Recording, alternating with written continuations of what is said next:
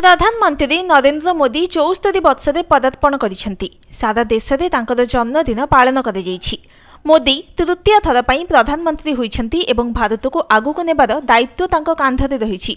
2014 प्रधानमंत्री भाव से अनेक परिवर्तन करिसेंती। एथिमध्यरु गोटिए परिवर्तन हेउछि 75 वर्षरु अधिक वयस्क नेतांको कैबिनेट रे स्थान न दियाजिबार नियम, किंतु निज उपरे तांकर एही नियम लागू हेबो नाही बोली जणा पड़िछि।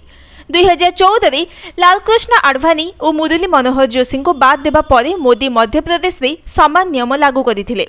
पूर्वतन लोकसभा बाचस्पति सुमित्रा महाजन को 80 वर्ष बयस अतिक्रम करबा परे कोनोसी दायित्व दिया जाय नथिला। एभली स्थिति रे प्रश्न उठुछि मोदी को उपरे मध्य एही नियम लागू हेबो कि।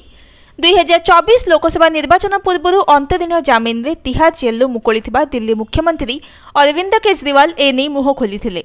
से कहिथिले जदि आपण एबे मोदी को भोट दियंती तेबे एहा अमित शाह को भोट देबा भली।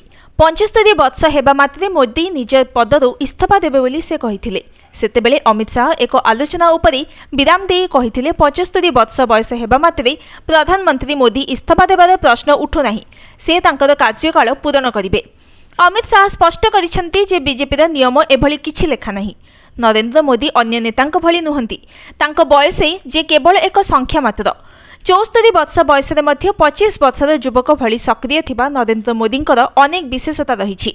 नेतृत्व शैली प्रभावशाली और कार्यक्रम से लोकमानंक मध्यकु जाई सेमानंक समस्या बुझिबाकु चेष्टा करती। जोगाजोग दक्षता मध्य बहुत शक्तिशाली। सोशल मीडिया को से प्रभावशाली भाव में व्यवहार करुछंती। से जने दूरदर्शी नेता। मेक इन इंडिया, स्वच्छ भारत और डिजिटल इंडिया भली तांको योजना एहार स्पष्ट उदाहरण। भारतर अंतर्जातीय संपर्क को सुदृढ़ करने मोदी गुरुत्वपूर्ण भूमिका ग्रहण करिसेंती। एहा भारतर विश्वस्तरीय भावमूर्ति को सुदृढ़ करिछि। एही सबु कारण मोदी को एक अनन्य और प्रभावशाली नेता परिणत करिछि। 74 वर्ष बयस मोदी फिटनेस और स्वास्थ्य रहस्य हेउछि तांकर दिनचर्या, जोग, ध्यान और खाद्यपेय। सकारात्मक चिंताधारा तांको शक्ति को आहुरी बढ़ाई दैछि। मोदी सफलतार सहित तांकर कार्यकाल पूर्ण करिवे एवं बयस सहित आसुतबा आह्वान मुकाबिला करने को प्रस्तुत अछंती।